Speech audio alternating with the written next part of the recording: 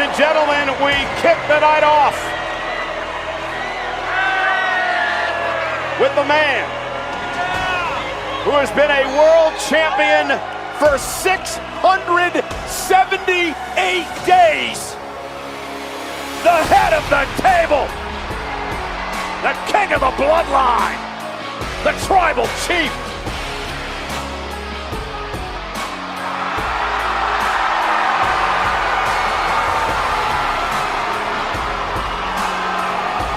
A deafening ovation.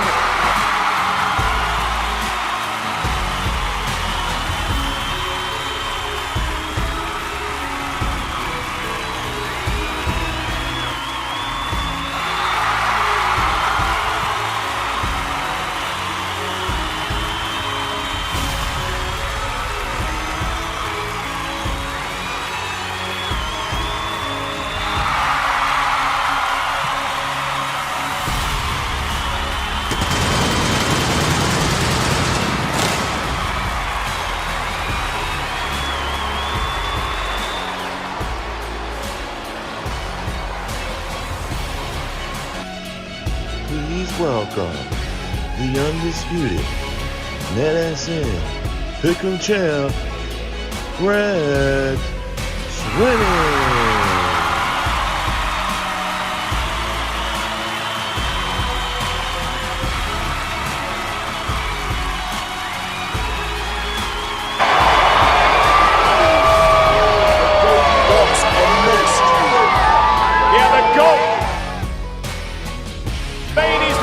Of all time, and he could very well be.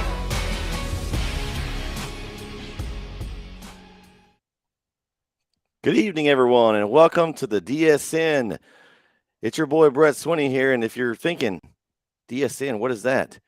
This is the new network. We have started here at NetSN. We've started a new network, and it's right, your NetSN Pick'em champ is here to talk wrestling tonight as we talk Off the Ropes episode 1, the WWE Royal Rumble, and we're all over the place. But if you're watching this on the NetSN channel, great. Come join us on the DSN. It's a favorite on the NetSN page. We've got the link below, scrolling. So follow us on Twitter and our YouTube channel. We're going to be here talking wrestling every so often, and hope you all enjoy it tonight. I've got a guest to introduce tonight. My first guest is my co-host for this show, Off the Ropes. You guys, he was in San Antonio last night and had a rough night of it. He took some tough blows. He was squished. He was beaten, and just a lot of things happened to him. And let me give him a little introduction here to the show. That's right. It's KO. It's Kyle Owens. Welcome, Kyle. That's awesome. I love the intro. And none of that's false, right? You were squished, you were mangled, you were there at the Rumble last night in San Antonio. I was squished. It was not the greatest of seating arrangements, but you know what? I still had a good time. The Rumble, it was decent. We'll talk about it. But the atmosphere was fantastic, and that's what I love about these live events. So I had a good time. Just didn't. I probably need to lose a few pounds before I go back to the Alamo Dome. Oh, and we have another special guest. We're working on contract negotiations with this guy to bring him on with us. We've got him tonight. You may know him from doing other things in sports, but you may not know that he loves wrestling too. And let me introduce him. It's your boy from the Tyler Paper, B.O. Brandon Ogden. Brandon, welcome. Hey, how's it going? Thanks for having me, guys. Yeah, this little intro here. Brandon, are you ready to talk some wrestling? Oh, yeah, definitely. All right. So, Kyle, you were there last night. What'd you think being there at the arena? How was it? Well, like I was saying, the atmosphere was fantastic. You knew something weird was going to happen that night when they started the show off with the Men's Royal Rumble match, which is normally how they end the show. But starting off with it, you knew something crazy was going to happen. It was kind of predictable who was going to win, but there was a couple of surprises in there, and overall it was an entertaining match. And then the pitch black match, I wasn't sure how they were going to do the pitch black match. I wasn't sure how that was going to happen because you got to be able to see the wrestling to, enjoy it. So I wasn't sure how they were going to do it. It was really cool what they did. They changed out the ropes and put, some black light stuff taping on all the ropes. So when the could you see them when they changed them out? So they actually did change the ropes out after the Royal Rumble. That's interesting. Yeah. They changed out the ropes and the mat. So when the black lights hit it, they, I guess, had the images on there already. But interesting match. I have a couple of gripes about the match that I'll get to in a little bit. I have a couple of gripes about it. Okay. But other than that, that was cool. And then Alexa and Bianca went for the Raw Women's Championship. Gonna be honest with you, the vibe in the arena was kind of a bathroom break match, and I'm not trying to be disrespectful to the Raw Women's Champion because she could beat me up very badly. But it was just the heat wasn't there for that one. And then you had the Women's Rumble match, and then ended the night with KO and Roman and the exodus of Sami Zayn from the Bloodline, which I think is the best story in sports entertainment and wrestling going on right now. It is phenomenal. And there were grown men with tears in their eyes last night when Sami got beat out of the Bloodline. It was crazy. It was a crazy night. So overall, I think the show was okay. It wasn't one of the better Rumbles that WWE's put on, but the ending was magnificent. Chef's kiss to the end. It was worth the trip then. Absolutely, 100%. All right. Well, let's start with that first Rumble match, Kyle, and talk about it a little bit. I was the Rumble match in general for me. There wasn't as many surprises as normal. You didn't have a lot of old wrestlers come back. Of course, you had Booker T. That was a good one, nostalgic. Speaking of that, Kyle, I've got some bones to pick with you about a certain spinner-rooney that you owe Hawkins at center court after they clinched the 5-peat. If you know what I mean there. I do. For those of you who don't know, we were covering Hawkins, and Kyle said if they won that 5th district championship in a row, he was going to do a spinner-rooney in the middle of the court. Yeah. So the way I look at it, if Booker T was able to get one revolution last night, I can surely get one revolution. Yeah, I was impressed. It was actually a pretty good one. Like he's been practicing a little bit. Yeah, he looked in fantastic shape for his age. Booker T looked fantastic, but I'm kind of with you. I was disappointed that was the only real surprise. Now Edge came back. Yeah, so that was a little bit coming back though. But the way they put it, I mean, it was like you put all the Judgment Day in, and then you brought Edge as like, okay, we know what's about to happen here. Edge is about to eliminate the Judgment Day. That was pretty predictable. I was impressed with Gunter though. Yeah, I mean he set a new Rumble record for the longest amount of time, and he's not a small man either. No, and so he was out there over an hour. I mean, that's a long time. Speaking of small men, where's Rey Mysterio?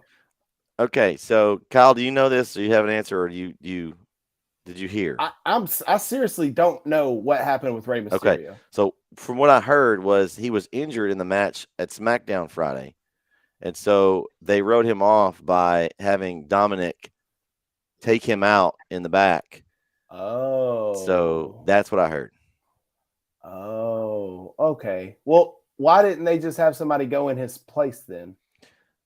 I don't know. Now it's not a 30-man Royal Rumble. Maybe it was last minute. Maybe it was last minute, and they just kind of had to make do. They weren't sure if he was going to be able to compete, and then But it was funny having Dominic come out with his mask on, and that was hilarious. I mean, it's still like I was hoping last night that story would develop because Ray says, "Hey, I'm not going to fight him," but they're going to have a match at Mania, and so you're just hoping that would happen matriculate last night, and it still could because of how they did it, but. We'll just kind of see when he comes back and how they go forward. Well, I know with y'all have been, and Brandon, you were at Mania, so you know how at those big pay-per-view events, sometimes in the arena you don't know what's going on. Like you're at the mercy of what's in front of you. So everybody in our section were like, wait a second, where is Ray? Like more people kept coming out. And then when Edge came out, me and Jeremy thought, okay, Ray's going to come out with Edge to help Edge defeat Judgment Day. That's what we thought. So maybe Ray was coming out later, but Ray never showed up and they never said anything about him. So I was like, what happened with Ray? Well, even on the broadcast, they didn't ever mention it too much. That was the two things. They didn't ever come back to say where Ray was, and they never technically said that Kofi was eliminated. Yeah, I wondered that. That was weird too. I that thought was a weird here's what I thought was going to happen. Drew and I were watching it together. Drew watched it with me last night. I was at his house in Madisonville, and when he landed, his leg was up. He was on the chair, and his leg was up, and it wasn't touching the floor. So we thought, oh, here in a minute, Kofi's going to like scoot over on the chair and get back in the ring. I wonder though if he got hurt, because that was a weird fall, and it I don't know, it didn't look natural. Like, okay, his leg was up, but was it up really, or did they move it up after he was off camera? So I kind of wondered that. The other one I thought was a weird elimination was it the what's his name from Phantasma? Phantasma. Santos? Yeah, he hit his head on the ring like hard, and they take you off camera so you couldn't see it, but his neck snapped back when he hit the side of the ring, so that it looked really nasty to me. I kept waiting for the X to be thrown up. I never saw any, but they didn't really go back over there. That was an elimination. I thought, ooh, that was nasty. It wasn't meant to be like that. There was a couple that we were confused about in the stands, like the that Kofi one was weird because on the screen it didn't show him I think Gunther threw him off. It didn't show him getting thrown off the ring. It just showed him landing in the chair and the chair falling. But I was like, I'm like, well, his foot's still up, so is he still in? But there was so much other action going on that I forgot about Kofi, and I never saw him go to the back. I also didn't realize, I thought we had our final four set until Logan Paul jumped back in the ring. I thought Logan Paul had been eliminated the whole time, but that spot with Ricochet, which by the way was absolutely amazing. That spot with Ricochet, they showed it on TV like 4 or 5 times, and it was just incredible the way they collided. Showed it on Sports Center last night. It made Sports Center. Man. Yeah. Well, that was wild. And just by going online here, they did give the elimination to Gunther. Kingston was the 4th person out. Yeah. So he eliminated both members of New Day. Yeah, see, I thought Xavier was going to catch him. And then the next person out was Brock. So I thought he went over there. I thought he was going to do something. So. And I wonder, too, if it was actually meant for something else. And then it just – I think – because Kofi's always gets something crazy. I think the plan was for him to land in that chair and then kind of like bounce over back to the ring like he's done before. But my thing is, yes, that's Kofi's thing where he does some miraculous save where he gets back in the ring. But, I mean, that's a high probability of not making it. And so I just think it was a little reckless. But, I mean, you got to do something. So I get that. But speaking of Brock, when Brock got eliminated by Bobby Lashley, that man lost his mind. Man, he threw that. I thought he was going to hurt something. Like, he threw the top of the announce table into the ring. I was like, oh my gosh. Yeah. He is not happy. And then the the best Baron part, Corbin. I was going to say, then Baron Corbin, of course, of all people, gets to take the F5. I thought Baron Corbin was going to lay out for a while, and then he was going to try to sneak in at the end and be sneaky Corbin and do something. But unfortunately for him, he just got tossed into the ring and to the wolves. But yeah. I thought that I like them putting a spotlight on Gunther because he's an intercontinental champion, and it kind of got put on the back burner these past few years with Vince. And so I'm glad to see that got a little more shine with him going 70 minutes in the Rumble, and he's not a small guy. And then the end, I mean, it was inevitable. I think it was a terrible idea to have Cody Rhodes come out at number 30. I think he should have came out maybe 15 or 20, make him fight a little bit and earn it. Instead, he comes back, wrestles for 5 minutes, and gets a world championship shot. Maybe he's not quite ready to go full. Maybe they were just trying to, they didn't want to risk him being in there too long and hurting himself. I don't know, because Well, if that's the case, then don't put him in there with Gunther, who's going to chop his chest off. Like, well, They've been after it for a while too. So yeah. Well, I don't know. Maybe his stamina's not there yet. That's not the only issue, but that's a big issue I saw with the Rumble was having Cody come out at number 30, just because that once Logan Paul came out at 29, then everybody was like, well, Cody's next. And once Cody comes out, he's winning it. Like, Yeah. it was obvious with everybody else in the ring that he was winning. I thought before I knew who was in it, the two that I thought had a chance of, just because of an interesting storyline. I know Cody was one, and I thought Sami Zayn, if he was in it, could do something crazy. Of course, that was before I knew anything else that was going to happen later that night, and I think they did the right thing with that. But it could have been something interesting if Sami Zayn wins, and now he's got to fight. He's got the chance to fight Roman. That could have been interesting. But they didn't go with The Rock. The Rock kind of that thing was at Nick. I think a few weeks ago that he wasn't going to do it, which was kind of disappointing. But I think Cody goes over at Mania and finally dethrones Reigns. Here's a problem. Well, we could talk about this problem at the end of the show because it'll make more sense. But now, what do you do at Mania? Do you have Roman and Sami at Mania? Because right now, Sami's the biggest baby face in the company over Cody Rhodes, because now he's going up against Roman, and he just got beat down by the Bloodline. He's got everybody on his side. So you can't, you have to ride the hot streak. So you got to put Sami in something, but I can't lose. I think we'll talk about that when we get to that match, because there's some things that when we talk about that. But let's see, just kind of going down this list of entrants, I didn't see anybody that was really surprised. I think Lesnar was a little surprising. I really didn't know if he was going to be in the Rumble. They announced him on Friday. Yeah, Friday night he said, yeah. Okay, because I didn't get to watch. I was at the game, so since our games were so late, I kind of skimmed through SmackDown just enough to kind of see what was going on, but I really didn't catch that, I guess. Going through here, I think the Lashley Lesnar thing is interesting. They really haven't fought a whole lot.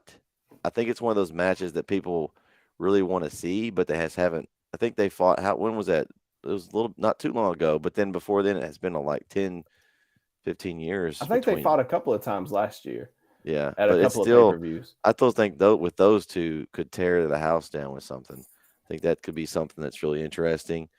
What do you do with someone like Seth Rollins? I don't know. He's weird that he's a babyface just because they love his music, and but he's still kind of it's kind of a tweener almost.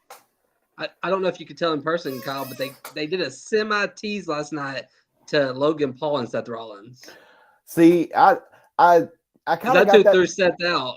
Yeah, and they kind of also did the tease though with Ricochet and Logan Paul, with them standing on opposite sides. I know Ricochet's not as big his name as Seth Rollins, but athleticism wise, Ricochet and Logan Paul would be phenomenal. Oh, they could do some crazy stuff. We already saw one spot, that if they had time to play something out, that could be something really crazy. I don't know what to do with Seth. Yes. Yeah, I don't know what to do with Seth, just because he's been going after the US title. That's getting old. There's, with Roman having both titles, there's no other title to go for on Raw. So I don't know. I kind of wonder when he's gonna have a match for both, and I wonder if at Mania they make him defend both, and then he loses one and not the other. Because they're splitting up the tag team, so I wonder if they'll eventually split his up too. So because that way that would give them an out where he could lose and still keep his record streak going. Because I wonder how long they're gonna. I'm thinking maybe he gets over 1,000 days at some point. He's already at almost 900. Right.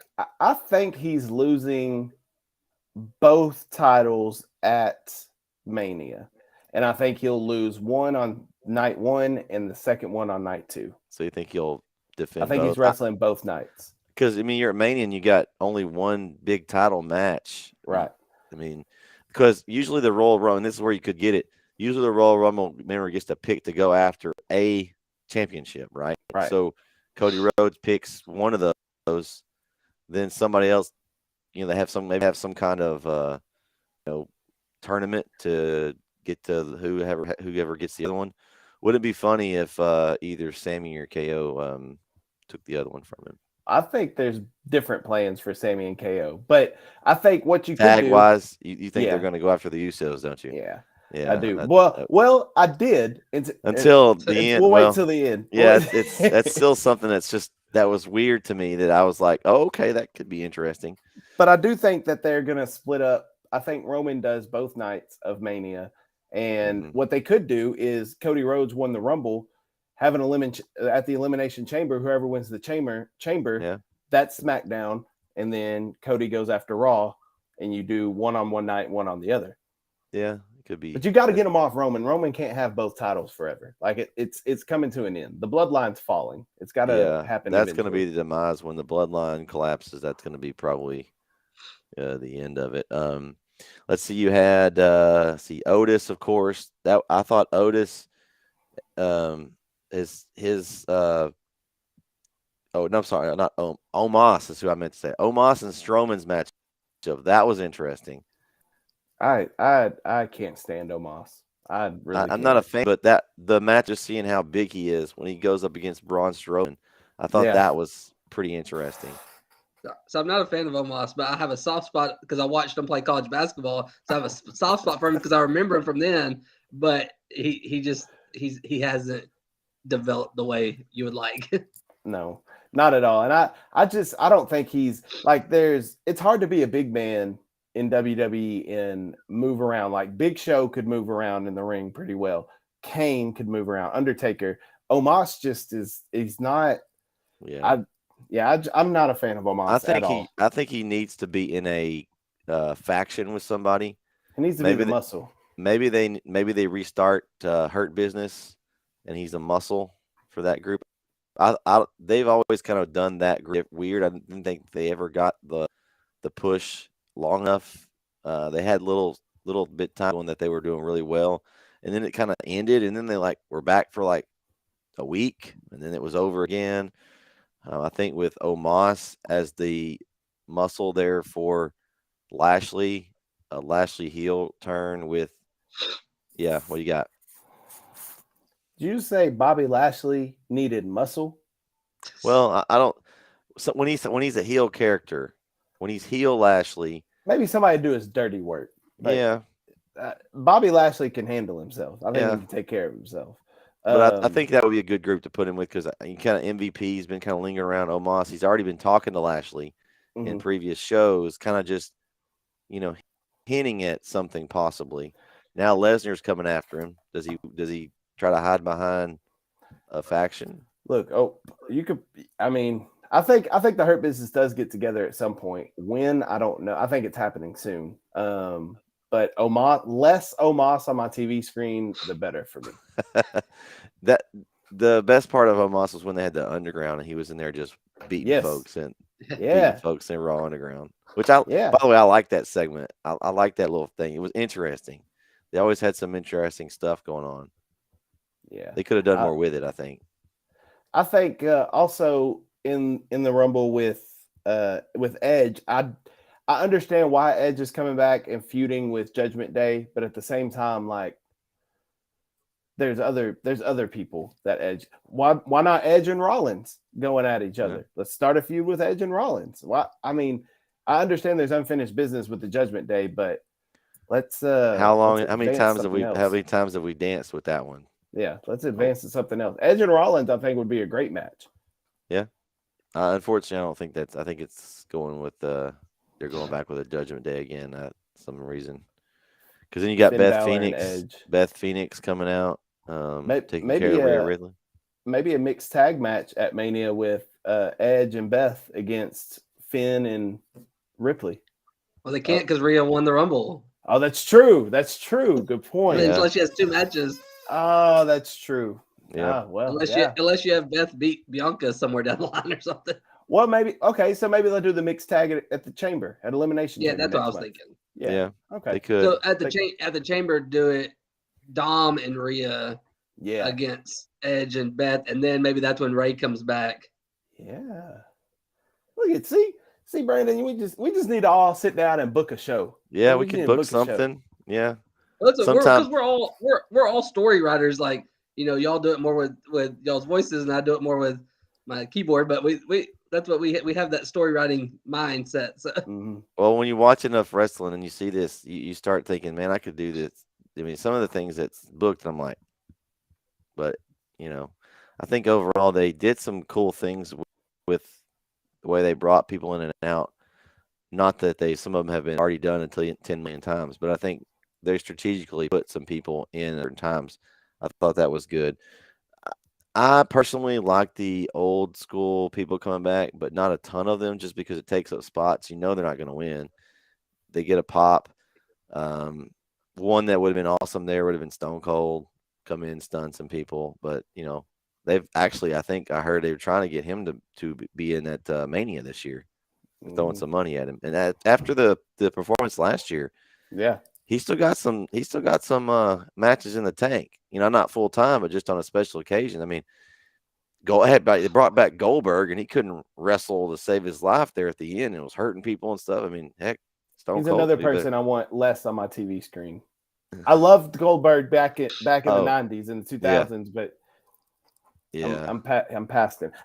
I'm with you. I think normally a few more surprises happen in the men's rumble or in both rumble matches. There's normally some more legends that come back, but I do think it speaks positively of WWE that they have enough talent on their roster where they can book a whole rumble and still leave some people out because there wasn't a few people that weren't in there that you could have added in. So I think that talent wise, it's a good thing they're doing that. But I'm like you, bringing legends back is taking up somebody's spot, and that legend's not going to win. So what do y'all think? Somebody we haven't mentioned yet is the U.S. champ Austin Theory. Where do y'all think that's going with Theory? He's been put lately. Of course, he was Vince McMahon's boy, and then he got like crushed. Everybody crushed him because McMahon left, and they said basically that you're done because your daddy's not here anymore. That was probably one of my favorite lines on the show. But who could be an opponent for Theory? I didn't see anything within. And we've seen Rollins in Theory, Lashley Theory. We've seen that a lot. Who among these top contenders could y'all see kind of going with Theory next? I mean, you always go back to AJ Styles when he comes back. I mean, he wasn't there last night, so I don't know where, when he's coming back. He's injured, so I don't know. He broke his ankle. Yeah, I just didn't know how long. Yeah, we don't know how long. So I don't either. AJ would be a good one.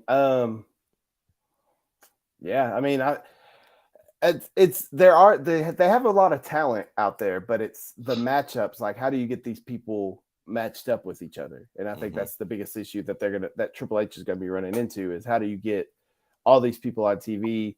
Because Raw has 3 hours to fill, so you can fill TV time, but you want it to be meaningful TV time and not just fluff. So I don't know really. Another thing is coming up is going to be the draft, and that'll be interesting to see how that goes.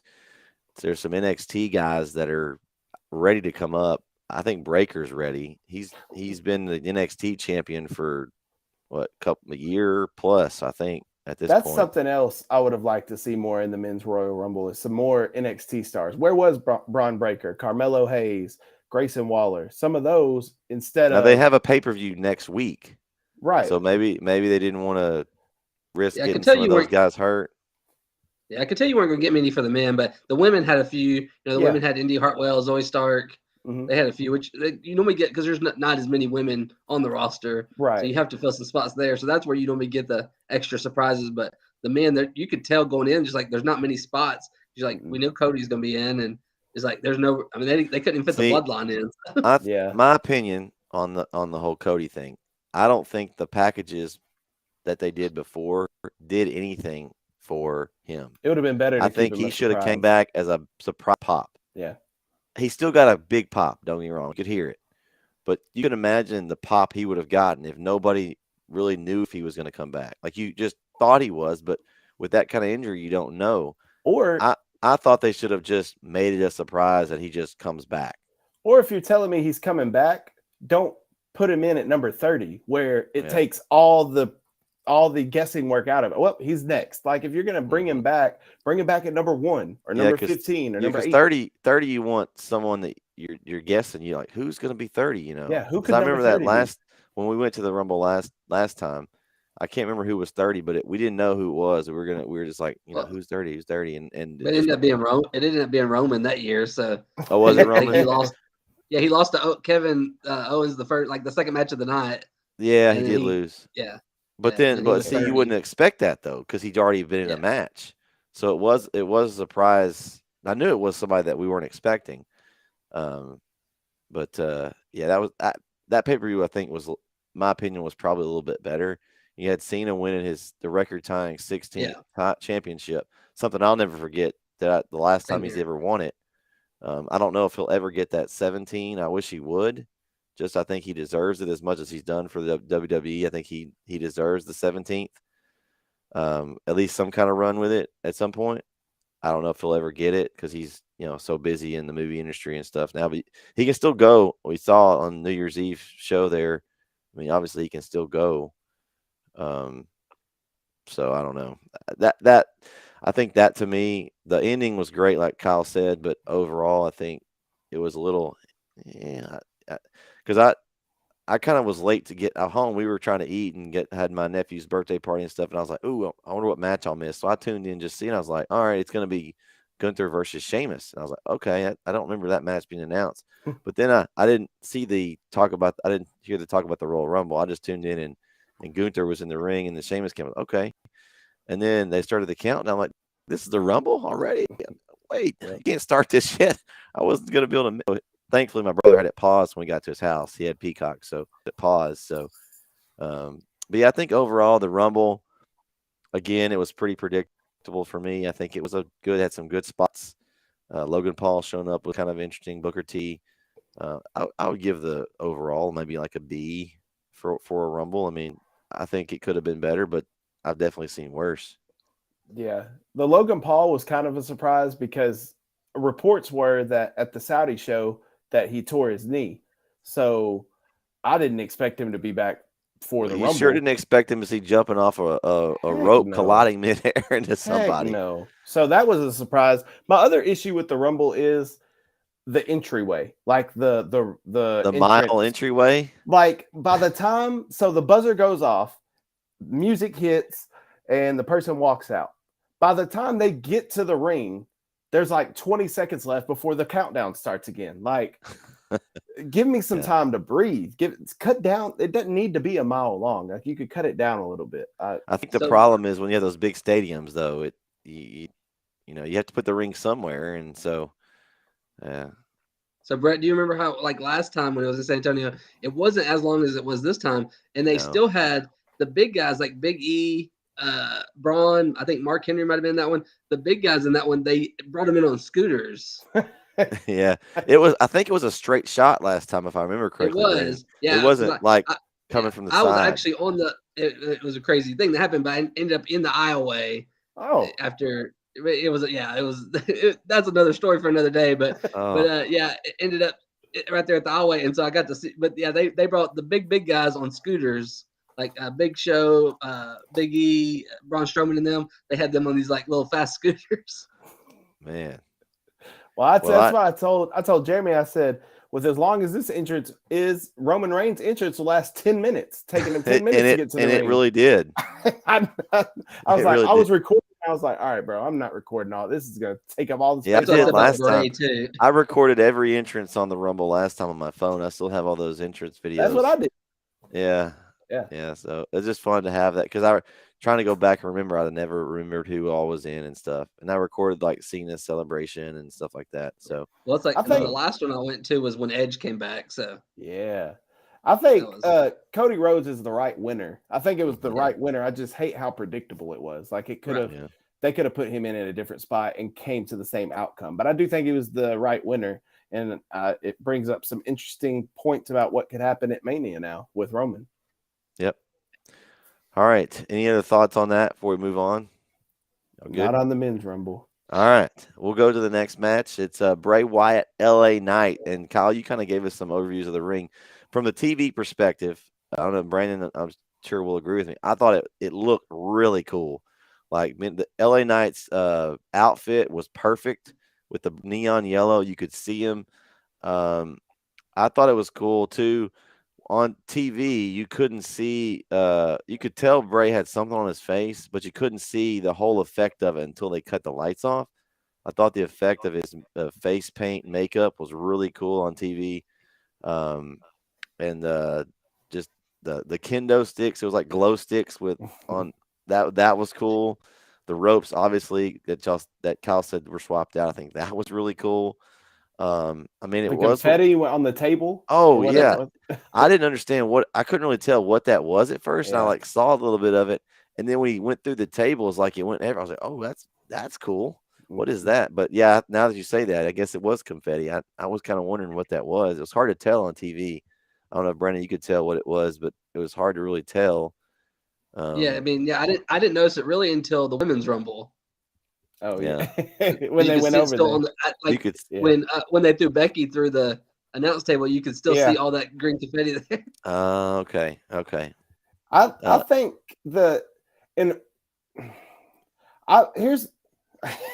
I love LA Knight. Yeah, I love LA Knight. Like, I think LA Knight. Let me talk to you. I think he's great. That's better. Fantastic. Hey, it's better than Maximum Male Models. Let's just get that. Oh yes, Max Dupree. But I love LA Knight. Like he is fantastic on the microphone. He can go in the ring. Like I love LA Knight. I'm a fan of Bray Wyatt, the Eater of Worlds Bray Wyatt, not the Fiend version. I wasn't crazy about. But here's my issue though. Bray came back at Extreme Rules.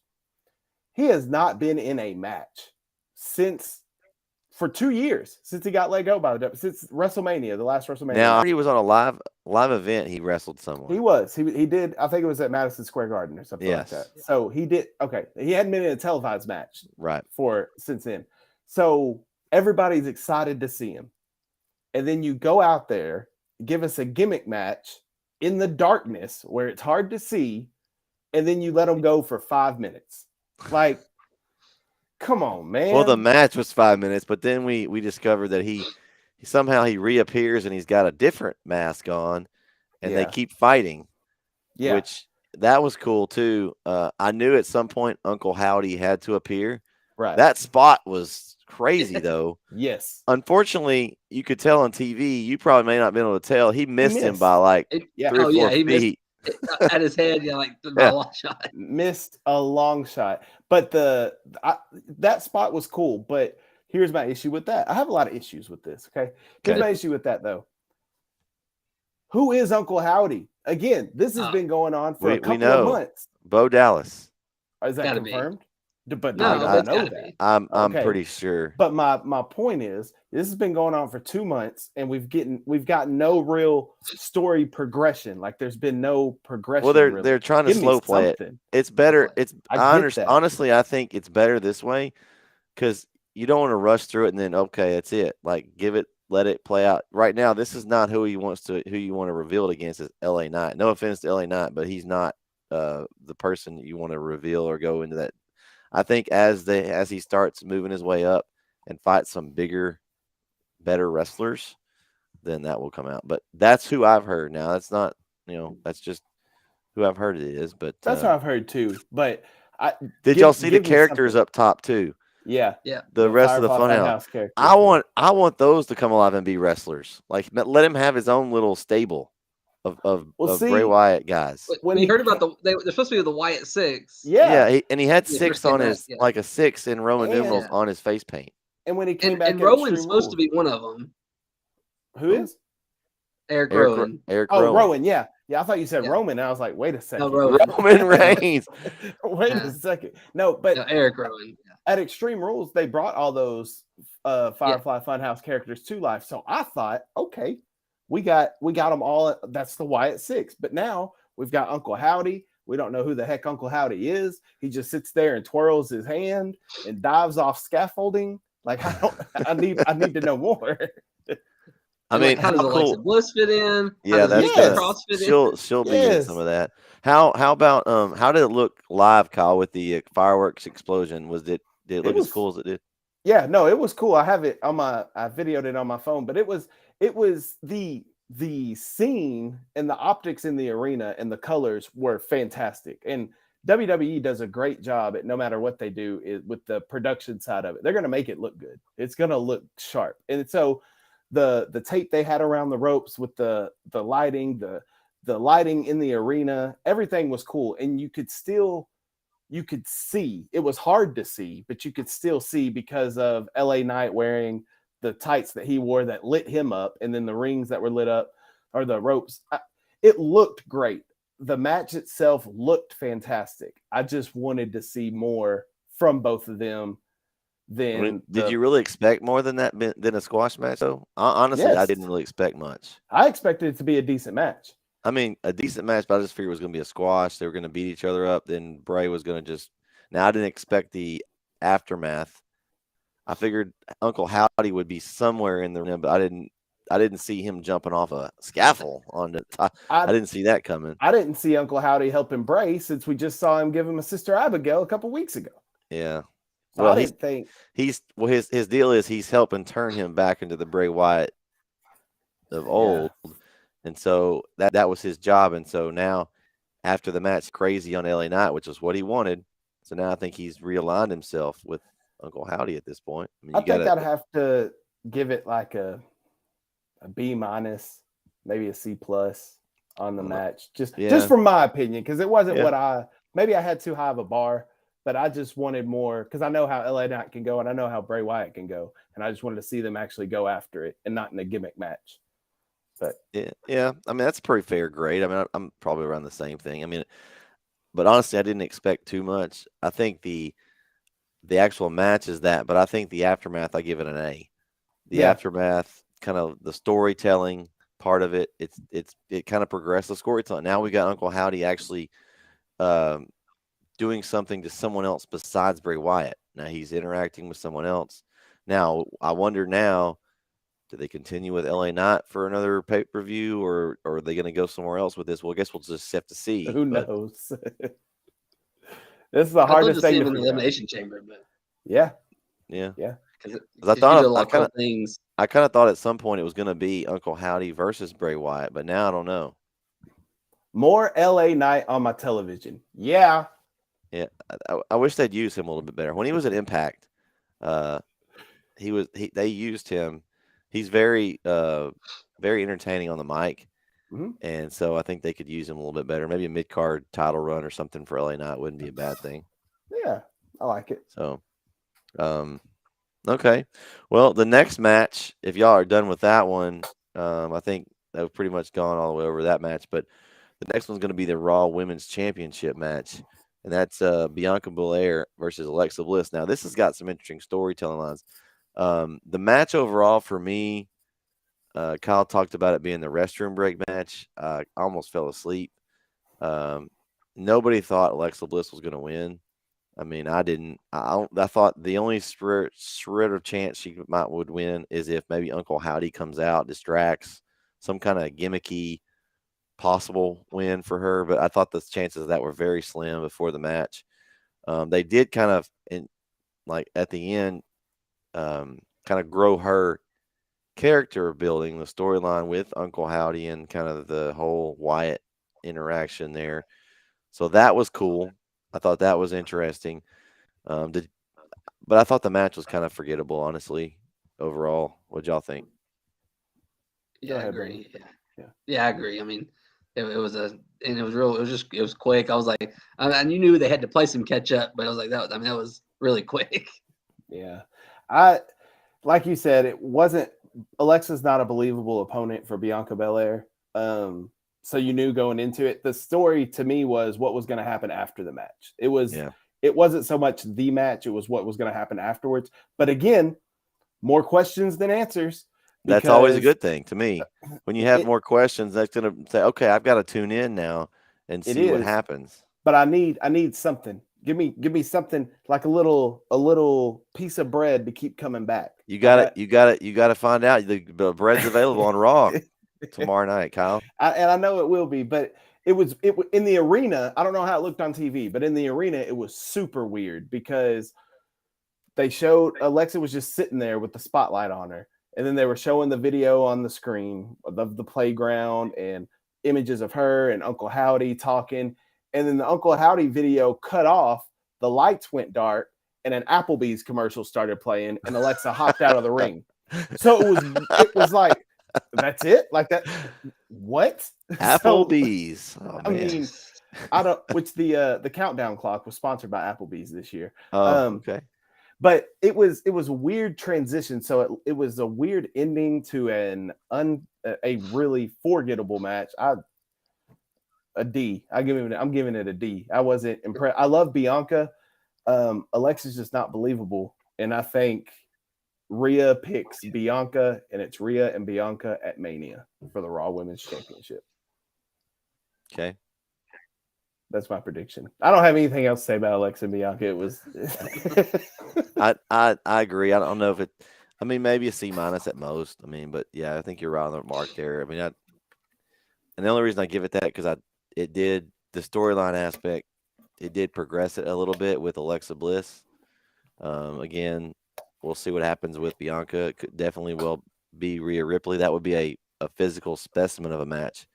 Both women are very athletic, very strong. It could be some very good spots there. I think it is Rhea's time, one belt or the other. It's her time she's done a great job with the Judgment Day.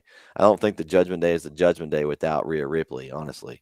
She makes a lot of that happen. It would just be the same old with, Priest doesn't really do a whole lot. Balor's good, but, I think it's the whole her and Dominic kind of weird. Yeah, they've elevated that. Yeah, that's kind of kept that going longer than it probably would have otherwise. Well, and if you remember last year, Rhea and Bianca were supposed to wrestle at WrestleMania Backlash, but Rhea had some dental work done and she had a concussion, so that match never happened. So let's run it back 2023 at WrestleMania and give Rhea her championship opportunity on a big stage. So since we're talking about that, we'll roll right into the women's Royal Rumble match. That's the next match. Good segue there. And we start off with Rhea Ripley coming out at number 1 against Liv Morgan, which I wasn't surprised Liv Morgan was at the beginning just because she's been talking about she wanted to start at the beginning and beat everyone. I like her character, but kind of lately it's been lacking. I guess they hadn't really given her a lot of time since that run she had earlier in the year last year. But the thing I saw in the women's match versus the men's match, to me, there were more surprises. They brought, like Brandon said earlier, they brought some NXT girls in. Michelle McCool was Michelle McCool, awesome. yeah, and and that funny thing was they made sure they showed her on camera earlier being in the arena, and then I know I saw some stuff because I heard some things about her possibly being in the match, reading some stuff online, and she was like, "No, I hadn't heard anything. I'm waiting for my call," and then she shows up there and in the front row, and her music and she kind of stands there for a minute and looks around. And then she like, "Oh, I'm ready to go," and she rips off her overshirt and she's got her wrestling gear on. And honestly, I thought they gave her a lot of time, which was cool. They didn't like immediately eliminate her. Sometimes when they bring people in like that, they let them get their spot. They let them do their moves a few times, and then they eliminate them. Like Booker T, he got eliminated pretty quickly after he did his spinneroonie. So they gave her a pretty long run, honestly. And I thought that was really cool. Now, one thing I thought was very odd was the Chelsea Green removal. Like, why would you debut her and then immediately have her? I mean, now she has the record for the shortest amount of time in the Rumble for women. But was that not strange to you guys? I hated it. That was terrible. I didn't like it. Brandon? I thought it was weird. I mean, I've never been a huge Chelsea Green person, but I still like, if you're gonna bring her back, keep her in longer than 5 seconds. Yeah, I mean, if you're gonna debut her at the Rumble, let her. If you're debuting her after she's been off TV, or not off TV, but off WWE TV for a year and a half, 2 years, let her get an elimination or something, or at least stay in a little longer. Are you trying to push women on the card? Like, Give her now. She looks like she's a squash match candidate. Yeah, now I'm not taking her seriously for Yeah. any kind of title because you got eliminated in 2 seconds in Rumble. Yeah, I just But, thought that but was Liv used to really- hold that record, so I think I thought that was strange. I think there was it's cool to have Chelsea Green back. Here's the one I'm also not excited about, and somebody in the truck screwed this up on number 30. We're waiting for number 30, and they were supposed to start the countdown, and Nia Jax's music hits, and you're like, what? And then they started the countdown after the music. You scrap the countdown. We already know who it is. that one was surprising as well. I wonder if they bring her into the bloodline at some point with that dynamic. that's what I was. I mean, I thought 'cause they haven't done Tamina yet, so I thought they would do Nia Yeah. or if Naomi ever came back. But That's what I'm thinking is Naomi. When Naomi Yeah. comes back, that I thought she was going to show up last night too. I thought she was going to be a surprise entrant in the Rumble, and she wasn't. Yeah. So, but yeah, that Nia Jax coming out at the end. I mean, it's Nia Jax. I think the women's division could use some work. I don't think they are where they could be at the WWE. Well, they have some top talent. You have but Charlotte after the Flair. top- Yeah, Charlotte Flair doesn't even have a match. I know she's got the one this Friday. Well, I she was think. the champion. There is no sense in. I mean, and she No, but she should have been on the card. Like, give her some time. Give She somebody got- some. she came back after getting married and being off TV 7 months. The night she comes back, she wins the title. That's a little weird. Okay, I get, but she is the champion. Mm. Why? Now they're gonna have her match. She's fighting Sonya Deville on SmackDown. yeah, Again, Like, yeah. So Again. why don't we at least put the match on pay-per-view? I mean, she's not losing it probably anyway, but she's not losing on SmackDown. I mean, pretty confident in that. That confused me a little bit. You have one of your biggest stars in the women's division, probably the best women's wrestler that you've booked ever. I mean, she's got the most championships. Not to say that she's the best wrestler, but she's been booked like, her daddy, obviously. And you don't put her on the pay-per-view at all. I know she can't necessarily be in the Rumble because she's already got one belt, but at least give her a match. I thought that was a waste of not having. Then you didn't have the tag titles on the pay-per-view either because you've only got one set. I just thought the pay-per-view overall just didn't have a whole lot of matches. I know the Royal Rumble is usually a little shorter, but man, it just you have these titles and then you don't defend them. So because you had the Intercontinental champion in the Rumble, you had the U.S. champion in the Rumble, you had the tag guys just helping them to beat somebody up in one match. You had two championship matches. You had the Raw Women's Championship and then the undisputed WWE Championship. I don't think the titles have to be defended at every pay-per-view though. Because they don't, but when you don't have very many to choose from, I mean, but with the especially the big pay-per-views. yeah, Yeah. this one's I consider this a big one. But here's my thing though, with how long do you want to be watching a pay-per-view? Because that one Well- last night was long. Yeah. Well, the big it thing was- is they don't do the pre-show matches anymore. Yeah, Mhm. you can You know, put some of those because- on a pre-show.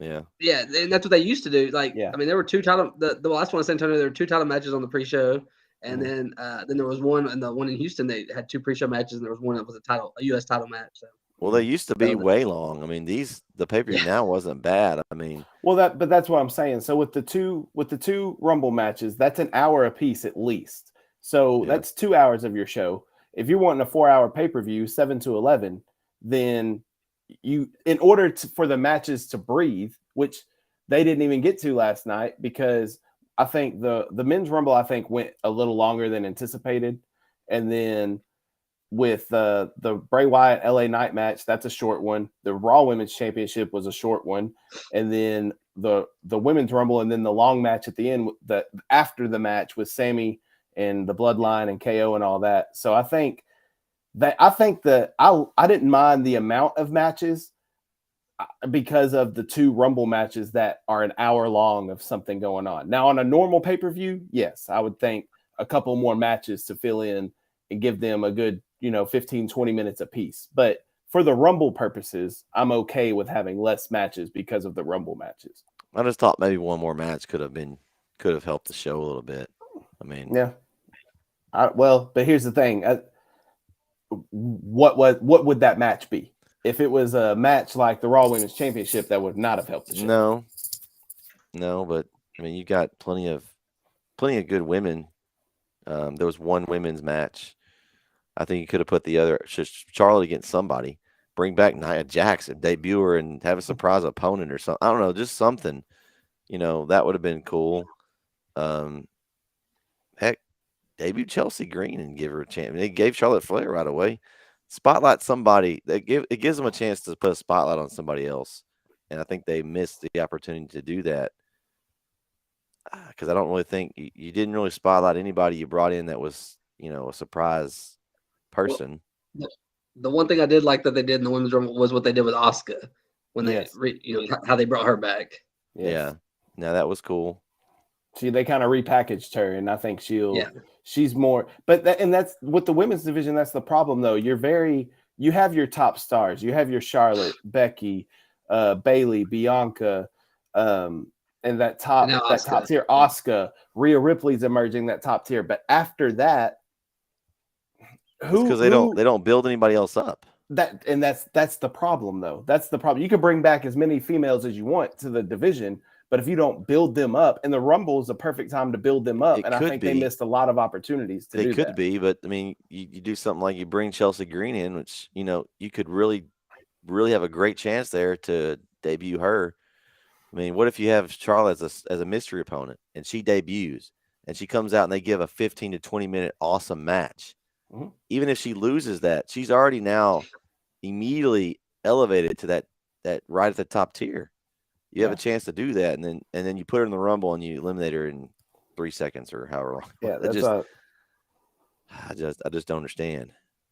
So that's what I was about to say. Is you with the complete opposite? You could have made her look good by doing what you said, but instead you brought her in the Rumble, debuted her at the Rumble for a 2-second out. Like, what's the point of even coming back? I thought also that her boyfriend, Matt Cardona, they married. I thought he was coming back. Woo, woo, woo. I thought he was coming back. It. But if he comes back, I don't want him to come back as Zack Ryder. I don't either. Yeah, I want him to come back. I want him to come back as Matt Cardona. I read somewhere where he has trademarked Zack Ryder. So maybe coming back as Zack Ryder. Now, but he trademarked it. So does that mean WWE can't use it? So maybe that's his way of maybe getting to come back as Matt Cardona. Yeah, maybe. I don't know.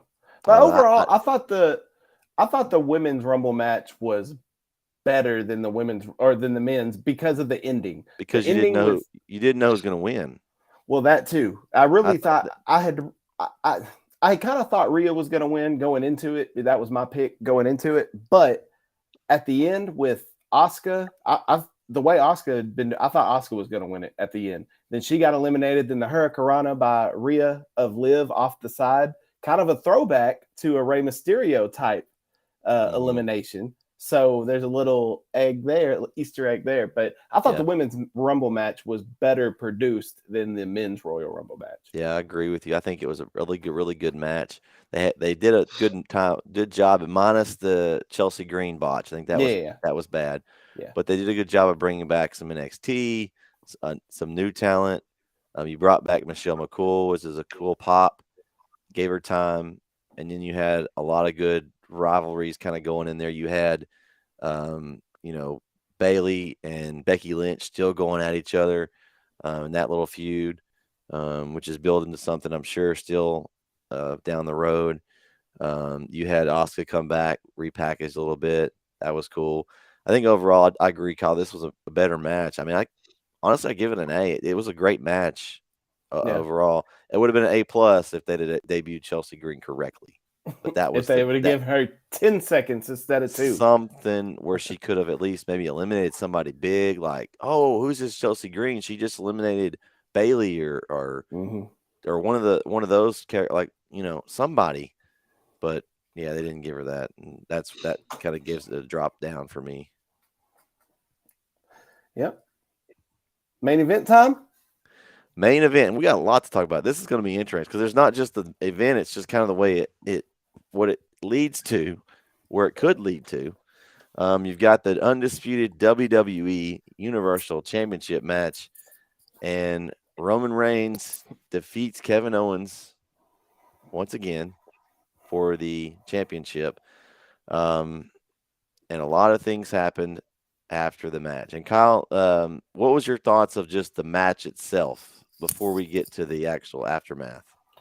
I think this is either the third or fourth time that Roman and KO have gone at it, and at a pay-per-view. I know they've gone at least twice at the Rumbles, and it's a great match. I mean, Roman and KO put on a great match when they have great chemistry in the ring together. I know at War Games there was a little saltiness between one another because KO did an unplanned spot, nearly ruptured Roman's eardrum, and he was unhappy about it. But they're professionals, and I think they work really well in the ring together. I think it was interesting, the dynamic of Sami at ringside, because you noticed Roman kind of paying more attention to Sami than what was going on in the ring with Owens. Mm-hmm. And so it was an His interesting facial expressions dynamic on TV were cool. I don't know if Brandon probably enjoyed them too, but it was really cool that, it was like after every spot, you couldn't tell if he was like stressed for Roman or like what he was going to do to Kevin. So it was kind of strange. Brandon, did you see the facial expressions? They kept flashing the camera spot back over to Sami, kind of in different parts of the match. I think we lost Brandon for a second. We'll get him back in a second. But yeah, that was interesting to me, the different dynamic of the facial expressions. Here we got Brandon back again. Brandon, did you notice the facial expressions? They kept like panning back to Sami Zayn on each like a pin attempt and stuff during the match. It was kind of interesting. Oh yeah, definitely. And then they would also like, they would kind of mention it. Cole and Corey and McAfee would mention it each time. Oh, and you say McAfee, we didn't even talk about that. Oh, no, I was like in person when you heard his music. Did you get excited, dude? I heard his music because they had the like Rumble entrance or whatever, and then I was like, okay. And then you see Pat McAfee for the brand. I was like, oh no, he was so fired up. It was awesome to see. I went back and watched just McAfee coming out on Peacock just so I could hear Corey Graves, because I could see him from our seat and I could tell he was frustrated. I just wanted to hear what he had to say. But Cole I was love so excited. Pat. Yeah, it was cool. I mean, obviously it wouldn't affect Kyle as much, but it made the pay-per-view so much more enjoyable. It was just a total difference if it would have been just Graves and Cole. Adding McAfee to the mix is just, I hope he's back for more than just this spot. And I know he's got the deal with ESPN. I'm not sure how much he'll be back, but man, I've missed him. It really has been a difference maker having him on the shows. Yeah, I wish he would have been in the Rumble. So yes, he could have taken Ray's spot. What about a Graves McAfee match? Graves has been cleared to actually wrestle again. That's what I was wondering. Okay, yeah, that would be awesome, but because that would be awesome. The two announcers going at it at Survivor Series, Raw versus SmackDown. Okay, that's what needs to happen. But yeah, that was the Pat coming out was a great start. They definitely started the night hot with McAfee coming out. So a great start to the show. So for this match, I thought we pretty much all thought Roman was going to win. It was more of what was going to happen with Sami and KO dynamic that we were kind of curious how it was going to go. I thought it could have gone a couple different ways. I wasn't sure if it was that time where Sami would finally step up for KO until we got to the aftermath of the match. And, he talked about it was going to be his test. And it come to find out his test was they were going to beat the hound dog out of KO until Sami stepped in. And then he had his chance with the chair. As soon as he handed him a chair, I was like, he's about to hit Roman Reigns with that chair. I was like, there's no way he's hitting KO with that chair. And sure enough, he hit him. And then he got beat down. The interesting thing for me, and the thing I did not expect, was Jey Uso to leave the ring and not he was done. He was good with attacking KO, but when it went down to attacking Sammy, he did not attack him at all, and he left the ring frustrated. So that's the dynamic that I didn't see coming, and I thought it was a great job by WWE storytelling, because the whole Jay Sammy dynamic has been really the key to the whole bloodline Sami Zayn thing, because from the very beginning Jey Uso did not like Sammy, and over time and then he was the one that defended him, that got him there to be able to still be in the bloodline. And then the fact that he just left when they started attacking because he was going to stand up for Sammy. He didn't want to do that. Man, that's just like I'm ready for SmackDown this week if that's where they're going to keep this going, because man, I want to know what's going to happen with that, because Roman is not going to be happy. A couple of different ways I think they can go about it at the end. First off, what I missed, and I may start rewatching the Rumble tonight on Peacock after this, but what I missed was hearing what was being said. Like, for me in the arena, I have no clue what Roman and Sammy were saying to each other at that time. All it was you could almost hear a pin drop in the arena because everybody was waiting to see what was going to happen. And when Roman was first off, they did my Uncle Kevin something dirty. They had a Young Bucks super kick party on Kevin Owens' face. And it was, you just heard pop all throughout the arena. I felt bad for my Uncle Kevin. But once Roman got the chair and Sammy stepped in front, the whole place just lit up, because at that moment you said, okay, Sammy's sticking up for himself. Sammy's done. And so I think everything was fine until Roman mushed his face.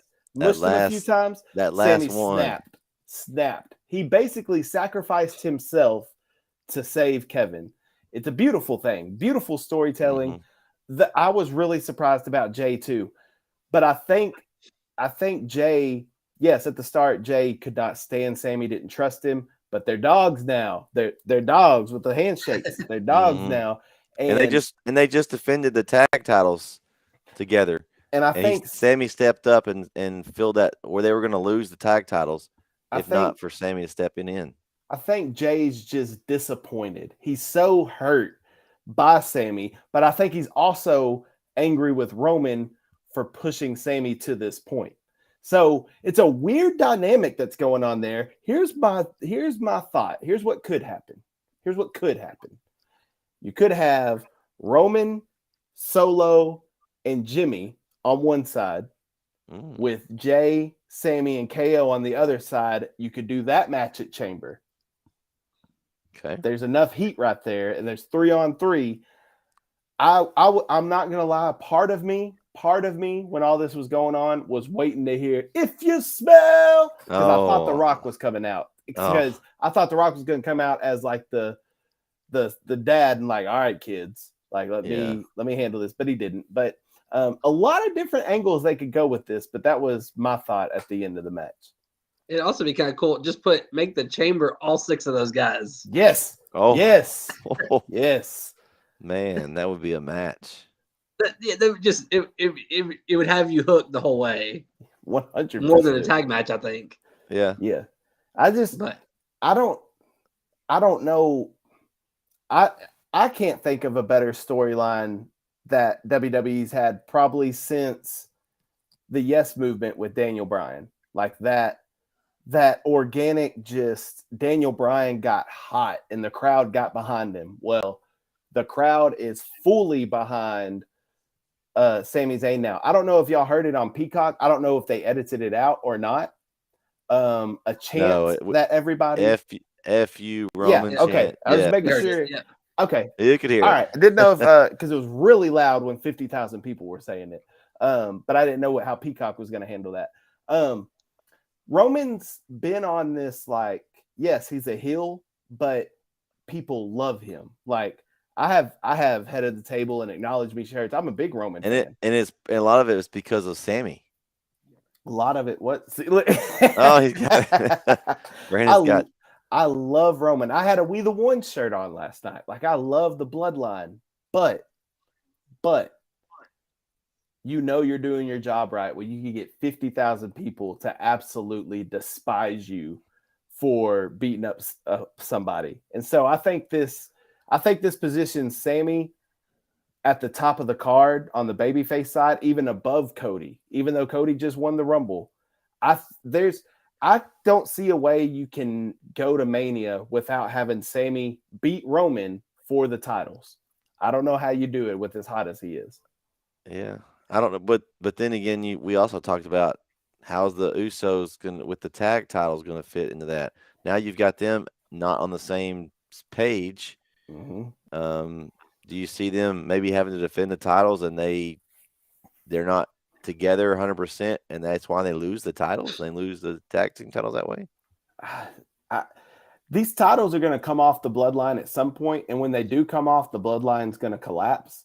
I just don't know when it's going to happen, and I don't know if it's going to happen all at once. Like, is it all going to happen at Mania, or is it going to trickle off? I could see the tags happening first because of this whole thing. They happened before, and then the final straw on the camel's back is at Mania when Roman loses his.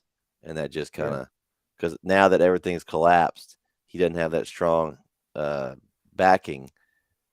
You know, he's got Solo right now, which is his primary guy, but at some point, Solo's positioned himself. He hasn't lost on the main roster, has he?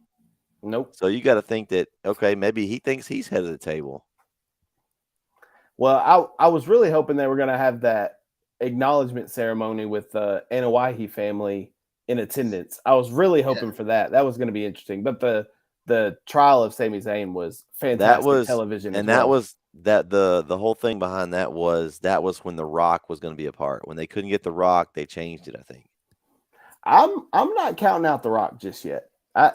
I'm not counting It's in Hollywood. I mean, he said his excuse is he's not ring ready. Well, have you seen The Rock lately? I'm pretty sure he can go in the ring. Yeah, he's pretty big guy. Yeah, but I think it was I think the ending was almost cinematic, like a movie ending, and I can't wait. I doubt they'll do anything about it tomorrow on Raw, just because Roman never shows up on Raw. So I doubt they do anything with it on Raw. But SmackDown on Friday should be. Do you think that may not be the Roman part of it, but possibly Sammy KO show up at Raw, or you think they're out for a while after this? Because they did take a beating. Knocked them off television. Do you sell it? Do you sell that for a while and then make it a bigger pop when they return? You let the bloodlines figure their whole thing out first. I think you can't show up tomorrow because then it's like the beating wasn't that bad. I think if they show up, they have to show up Friday. I don't think you can show up tomorrow. I think they get tomorrow off. Yeah. It'll be interesting to see, though. Yeah. Overall, though, I mean, the show was okay. The ending saved a lot of it. Without that ending, if we just had a normal ending and it went off air, I would probably give it a thumbs down pay-per-view. But the ending saved everything for me. It's what we've been waiting for the last only 6 months or so. You knew it was going to happen at some point. We just didn't know when. Well, y'all got any Brandon, got any final thoughts about the overall pay-per-view? I mean, I enjoyed it. I mean, it wasn't like Kyle said, it wasn't the best Royal Rumble show overall, but it was good, and the ending was incredible, and it left you, because even when it was over, you still didn't know, like, is it over? Like, you're waiting for something like, is Jay gonna come back out, or is somebody's music gonna hit? Because it just, you didn't know, and then it ended, but it was a great ending, and it was a good show overall. All right. Well, I'd like to thank everyone for tuning in tonight to our first ever episode of Off the Ropes. We're going to try to do these after pay-per-views and such. We'll when we decide our next one, we'll get that scheduled out. Make sure you go to our YouTube channel, youtube.com/@disrespectsn. Follow us on Twitter @disrespectsn. That's where you'll find some information about our new channel, the DSN, the Disrespect Sports Network. You never know what's going to happen here on the Disrespect Sports Network. This is just our first of many shows that we'll be having here. But the Off the Ropes, I'm excited about it, guys. It's going to be a lot of fun and some good times. I just looked. Did you know we only have 3 weeks till the chamber? Ooh. Like When is it? February 18th. So we I have wonder if 3 they'll do weeks. something in March this year. Yeah, I don't know. But only 3 weeks till the chamber. So it's going to be a quick turnaround, which worries me because a lot of these same storylines we saw in the Rumble, some of them may be wrapping up at the chamber time. So maybe we could start something new by Mania. I don't know. Yeah. But yeah, so February 18th is the chamber. Okay. And we're going to normally probably do these shows like after a pay-per-view. So we'll have them set, for, 10:30, whenever pay-per-view normally would end, and we'll go on after the show. That way it's kind of more fresh on our mind and such. But since Kyle went to the show, I mean, gosh. Hey, I could have done it in the hotel room. We could have, but it just wouldn't have been, it'd been a little more difficult. We're gonna try to get these things where we are after the show, though, and so it should be fun. It should be a lot of fun. Well, it's good that most of the shows now are on Saturdays, Yes. except the Mania is going to be 2 nights, but yeah. Yeah. Well, we may have to, it may be a 2-episode thing, or we might have to just do it one after the last. I don't know. We'll figure that out. But I appreciate everyone joining us. Brandon, thanks for coming. We'll negotiate your contract, see if we can get the right level of years and things on your deal, and see if we can have you back. Sounds good. Thanks for having me. This was fun. Yep. That's going to wrap up this first edition of Off the Ropes. For Kyle Brandon, I'm Brett. We'll catch you next time right here on DSN. Good night, everyone.